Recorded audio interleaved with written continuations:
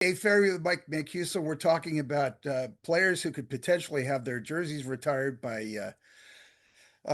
each of the nine New York pro teams. And let's head to the Rangers. And I'll tell you what, I got some names. You have a name, prominent name, uh, for a franchise that does so much regarding the history of its franchise. I can't believe these guys don't have their jerseys up on the rafters yet.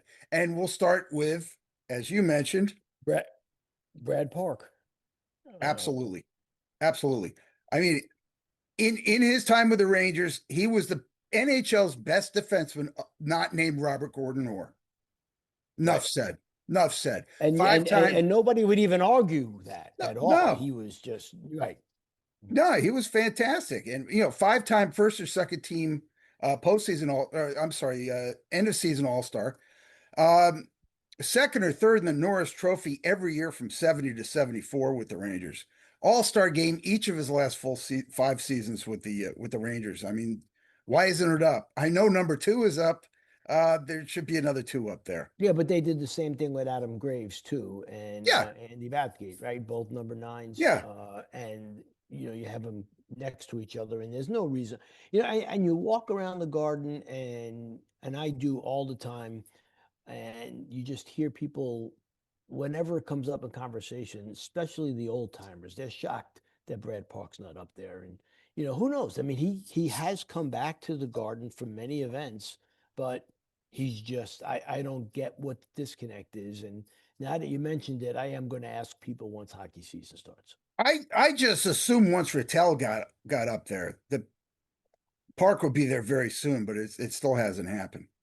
Well, let's Um, hope they do it Now sooner rather than later. we're talking about multiple twos, multiple nines. There should be a multiple seven, and I'm going to give you Frank Boucher, number seven, should go up there with Gilbert, along with fellow original Rangers Bill Cook, Bun Cook, and Ching Johnson. All four of these guys are in the Hall of Fame, and Cook led the NHL in goals for a few years when he was with the Rangers.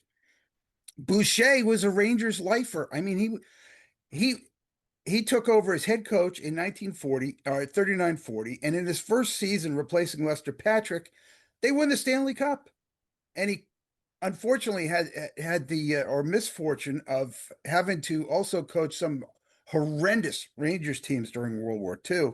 But he stayed on as head coach as long as he could, became the general manager, and then was goodwill ambassador, well into his 70s. Yeah, I listen. I haven't obviously seen him play. I read up on him a little bit, but I really don't know firsthand. But based on being in the NHL Hall of Fame, the Rangers at the very least should do something to acknowledge them. I agree.